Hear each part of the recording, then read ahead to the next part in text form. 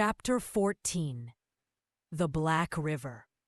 The portion of the Earth occupied by the waters is estimated at 383,2558 mamikar, or more than 38 million hectares. This liquid mass comprises 2,250,000,000 cubic miles and would form a sphere with a diameter of 60 places, whose weight would be 3 quintillions of barrels. And to understand this number, it is necessary to say that the quintillion is to the billion what the billion is to the unit. That is to say that there are as many billions in a quintillion as of unit in a billion. Or this liquid mass is about the amount of water that would pour all the rivers of the earth during 4,000 years during the epochs of the fire.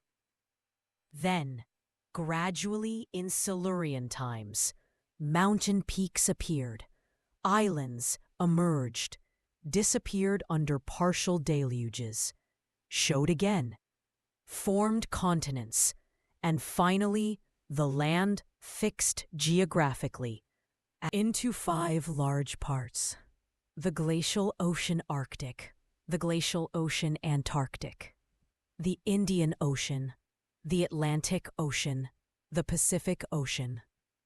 The Pacific Ocean extends from north to south between the 2 polar circles, and from west to east between Asia and America, over an extent of 145 degrees in longitude. It is the quietest of the seas. Its currents are wide and slow. Its mediocre tides, as the abundant ocean was intended. Mr. Professor told me, Captain Nemo, we will, if you will please raise our exact position and fix the starting point of this trip. It is noon, less a quarter. I will go back to the surface of the UAE.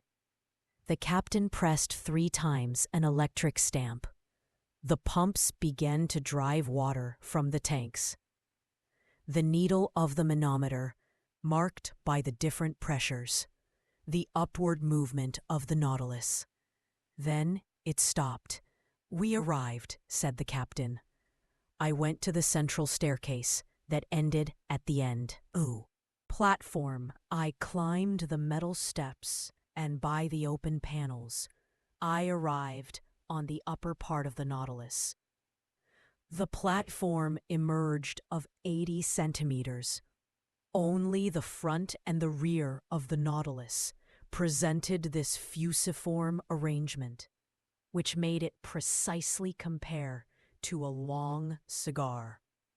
I noticed that these flakes slightly resembled the shells put on the body of the land reptiles. So I explained myself very naturally that despite the best glasses, this boat had always been taken for a marine animal. Towards the middle of the platform, the canoe half engaged in the hull of the ship formed a slight extumescence. Forward and backward rose 2 cages of mediocre height, with inclined walls and partly closed by thick lanticula. Towards one intended for the helmsman, who directed the Nautilus. The other where shone the powerful electric lantern that illuminated its route. The sea was magnificent. The pure sky barely, if the long vehicle felt the wide undulations of the ocean. A slight breeze of the east curled the surface of the UAE. The horizon, cleared of mist, lent itself to the best observations we had seen. Nothing in sight.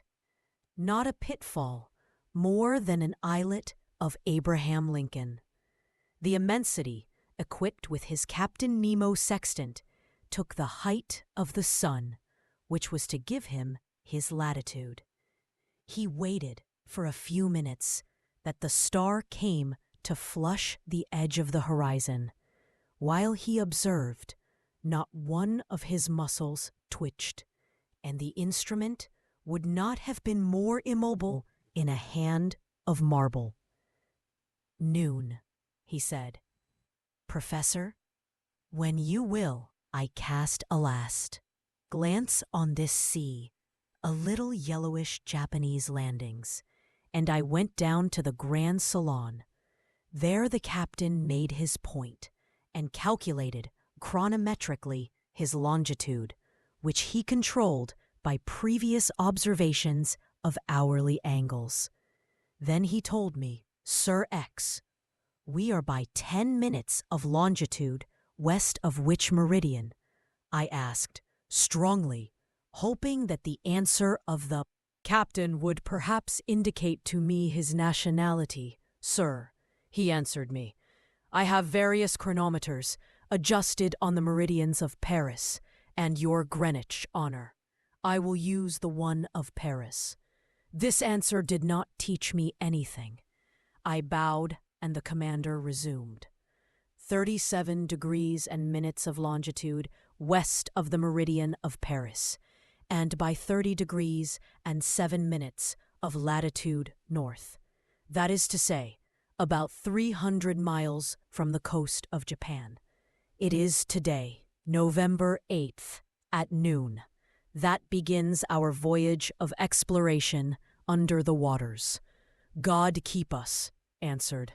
"And now, Mr. Professor," added the captain, "I leave you to your studies. I gave the road to the east-northeast by 50 meters. Deep here are maps at great point where you can follow it. The living room is at your disposal, and I ask you permission to withdraw." Captain Nemo greeted me. I remained alone, absorbed in my thoughts. All was about this commander of the Nautilus, would have never known which nation belonged to this strange man, not belonging to any of. This hatred that he had dedicated to humanity, this hatred that perhaps sought terrible revenge that had provoked him, was he one of these unknown scientists, one of those geniuses to whom we made grief, according to the expression of advice? A modern Galilee? Or one of those men of science, like the American Morris, whose career was broken by political revolutions? I could not yet say it. Me that chance had just thrown on board me, whose life he held in his hands.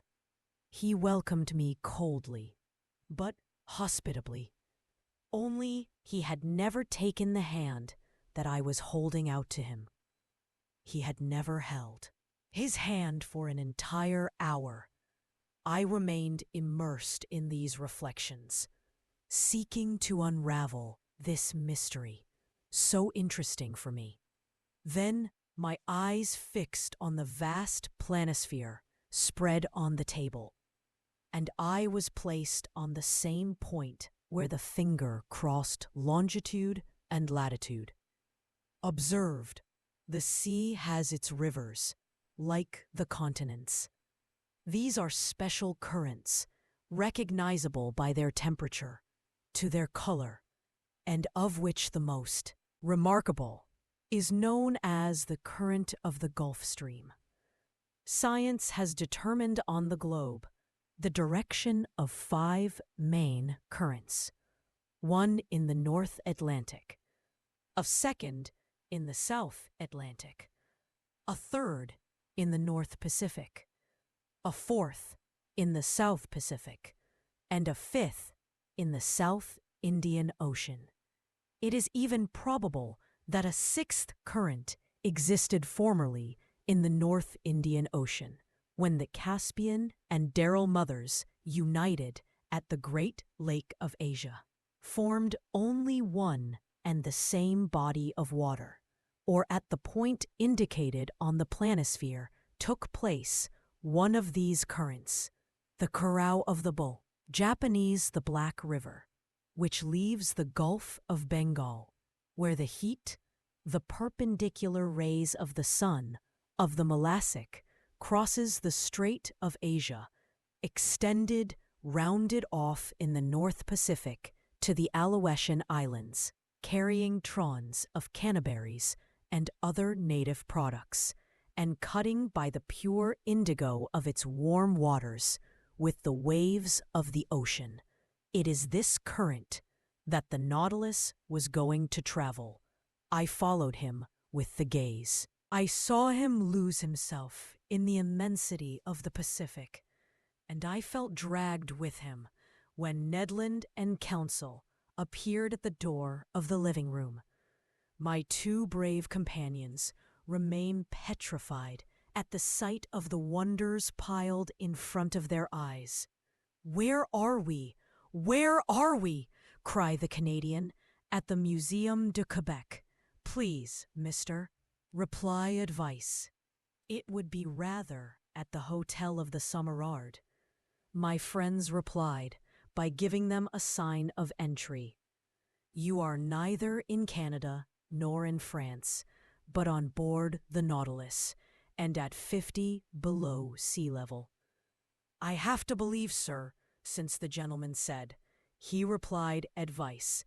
"But frankly, this salon is made to surprise even a flamingo like me.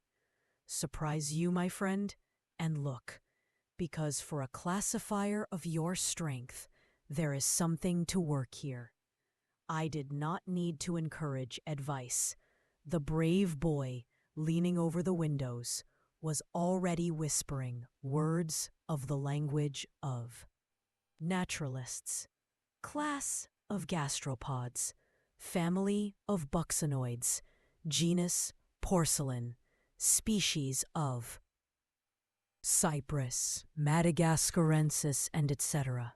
During this time, Ned Land, rather little conchiliologist, asked me about my interview with Captain Nemo. Had I discovered who he came from, where he was going to, where he was finally dragging us? 1 Lee questions to which I did not have time to answer. I taught him everything I knew, or rather, everything I did not know, and I asked him what he had heard or seen. Nothing from his Canadian side. I did not even see the crew of this boat. Is it by chance? It would be electric. Also, by my faith, we would be tempted to believe it. But you, Mr. Aronnax asked Ned Land, who always had his idea. "You cannot tell me how many men there are on board. 10, 20, 50, 100. I cannot answer you, master." Land, besides, believe me, abandon for the moment this idea of taking you the Nautilus, or flee it. This boat is one of the masterpieces of modern industry, and I would regret not to have seen it. Many people would accept the situation we are in. Made even if to walk through its wonders, so keep quiet and try to see what happens around us. We'll crash the harpoon, but we do not see anything. We will see the prison. We will walk blind. Ned Land uttered his last words when the darkness suddenly occurred. But absolute darkness. The luminous ceiling was extinguished, and so quickly that my eyes felt a painful impression, similar to that produced by the opposite passage, from the deep darkness to the brightest light. We had remained silent, not moving, not knowing what pleasant or unpleasant surprise awaited us. But a slip was heard. It is said that panels maneuvered on the flanks of the Nautilus. "It is the end of the end," said Ned Land. "Order of hydromedusas. Mora, suddenly, advice." The day was made, on each side of the living room, Through two oblong openings, the liquid masses appeared brightly illuminated by the electrical effusions. Two crystal plates separated us from the sea. I shuddered at first to the thought that this fragile wall could break. But strong reinforcement of copper gave it almost resistance.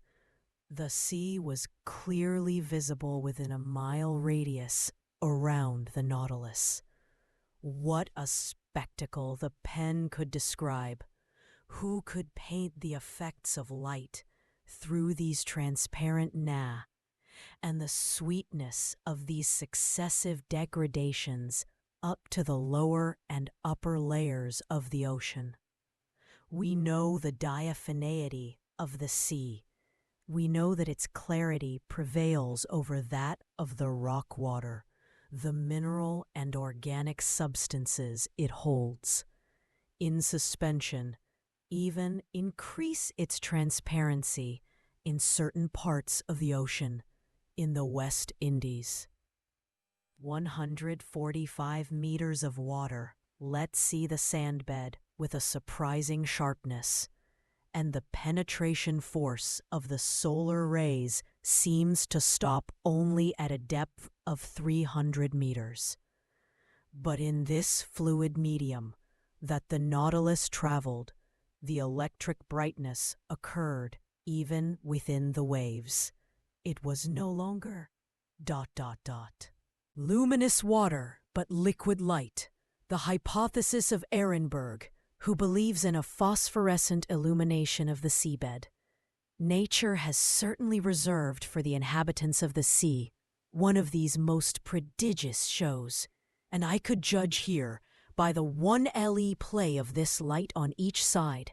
I had an open window on these unexplored abysses. The darkness of the living room emphasized the external clarity, and we looked as if this pure crystal had been the window of a huge aquarium. The Nautilus did not seem to move. Is that the landmarks sometimes lacked?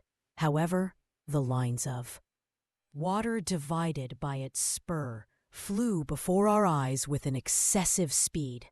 Amazed, we were leaned in front of these windows, and none of us had yet broken this silence of amazement, when advice said, "You wanted to see, friend, and well, you see curious," made the Canadian, who forgot his projects and escaped, irresistible. And one will come from further to admire this show. "Ah," cried me, "I understand the life of this man. He made a world apart, which reserves for him his most marvelous but the fish," observed the Canadian. "I do not see fish that you import, friend Ned. Advice, since you do not know them." "Me, a fisherman!" cried Ned Land, and on this subject a discussion arose between the two friends. Because he knew the fish, but each in a very different way. Everyone knows that the fish form the fourth and last class of the branch of vertebrates.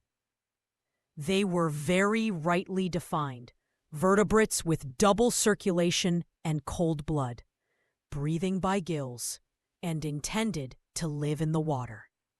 He composes two distinct series of the hawkish fish series, that is to say, those whose backbone is made of vertebrate fish, and bonefish, i.e., those whose backbone is made of cartilaginous vertebrae.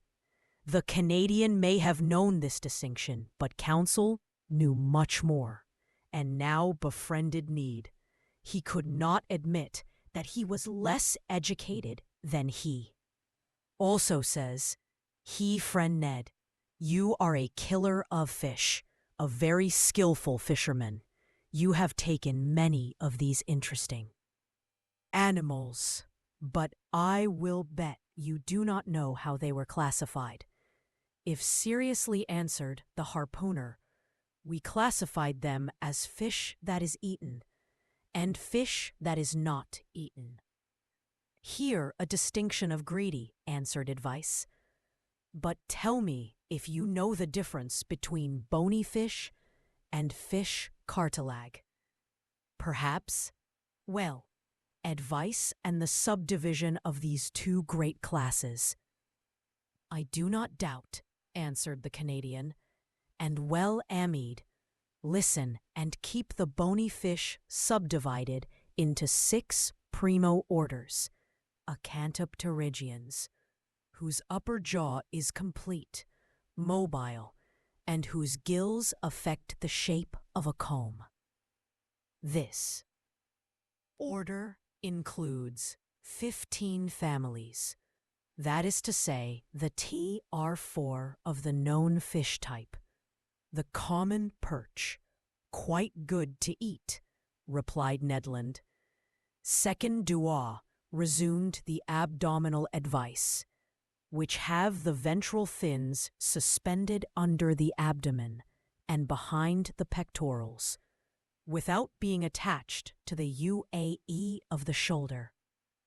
Order which is divided into 5 families, and which includes most of the freshwater fish type. With a certain contempt of the showerfish, Tercio said, Advice, the Subrachians, whose ventrals are attached under the pectorals and immediately suspended to the bones of the shoulder.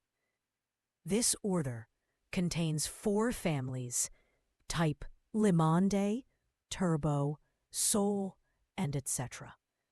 Consider excellent the fish that would paner edible point of view. Poirot took Advice without dismantling the apods with an elongated body devoid of ventral fin, and covered with a thick and often glutinous skin. Order, which includes only a family, type Langy. The mediocre gymnote replied, Ned Land Corner said, Advice, the branches, which have the complete and free jaws, but whose gills are formed of small pumps arranged in pairs along the arsis branchiot. This order has only a family type, the seahorses, the pegadragons, bad replied the harpooner. Sexto finally said, Advice the plectoniates, whose os maxillary is attached fixly on the side of the intermaxillary, which forms the jaw, and whose palatal arch angrates by suture with the skull, which makes it immobile and real order, which consists of 2 families, type Tetradons, the fish moon, good to blow a boiler, cried the Canadian. Did you understand and mind? Asked the learned. Advice, not the least of the world. Friend Advice, replied the harpooner, but always because you are very interesting. As for the cartilaginous fish, took again imperturbably Advice. They understand only 3 orders, so much better. F. Ned Primo, the cyclostomes, whose jaws are welded in a mobile ring and whose gills open by many holes. Order, comprising only 1 family, type the lamp, must love them. Replied Ned Land second, back the Cetians with gills similar to that of cyclostomes, but whose lower jaw is mobile. This order, which is the most important of the class, includes 2 families, type Larry and Viasquale. What will be shark and sharks in the same order, and interest of the friends. But I do not advise you to put them together in the same jar. Tercio, slot lined with a lid, order that includes 4 genera, type sturgeon. To friend Advice, you have kept the best for the end, in my opinion at least. And it is all yes, my brave Ned, answered Advice, And notice that when we know that we do not know anything yet, because families subdivide into genus, into subgenus, in species. Well, friend, advice says, Harpooner, leaning on the glass of the panel, here are varieties that pass. Yes, fish cried advice. We would think in front of an aquarium. No. Answer, I said, because the aquarium is only a cage, and these fish are free as the bird in the air. And well, friend advice, name them. So name them. I do not know if he would have distinguished a tone of a bonito in a word, the opposite of the Canadian. Named all his fish without hesitation.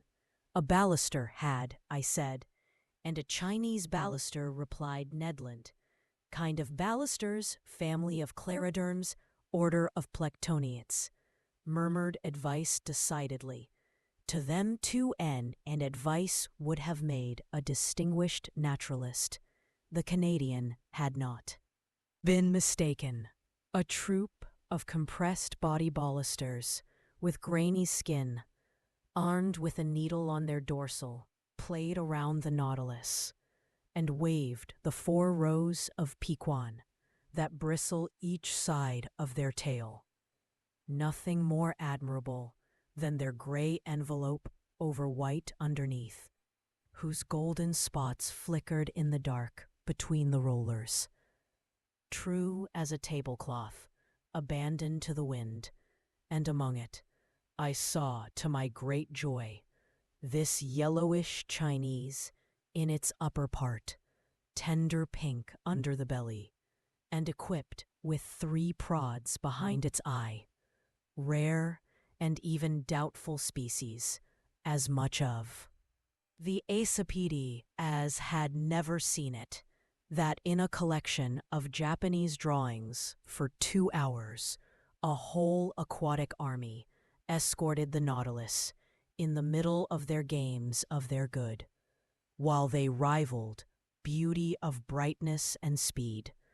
I distinguished the green labe, the mole, barberin, marked with a black doublera, the goby, and the other with caudal rounded white color, and speckled with purple on the back, the admirable Japanese macro scumper, of its mothers, with blue body and silvery bright azures, whose name alone carries all description of the sparkles, with various blue and yellow stripes, sparfices raised by a black band on their caudal sparsinophores and gently corsected in their 6 belts of the holostones, real mouths in flutes or sea woodcocks, of which some samples reached a length of 1 MRE of the salamanders of Japan,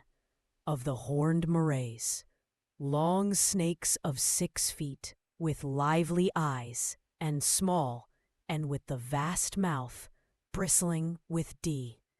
And this, our admiration, was always maintained at the highest point. Our interjection did not dry up. Nest named the fish. Advice, I classified them. I was ecstatic by the liveliness of their looks and the beauty of their forms. Never it had been given to me to surprise these living animals, and free, in their natural element. I will not cite all the varieties that thus passed before our eyes, dazzled, all this collection of the mess of Japan. And China these fish accreed in the air, undoubtedly more numerous birds, the bright fireplace of electric light. Suddenly the day was made in the living room. The sheet metal panels closed. The enchanting vision disappeared. But for a long time I still are, until the moment when my eyes fixed on the instruments suspended on the walls. The compass always showed the direction to the north-northeast. The manometer indicated a pressure of 5 atmospheres, corresponding to a depth of 50 meters, and the electric block gave a walk of 15 miles per hour. I was waiting for Captain Nemo, but it did not appear.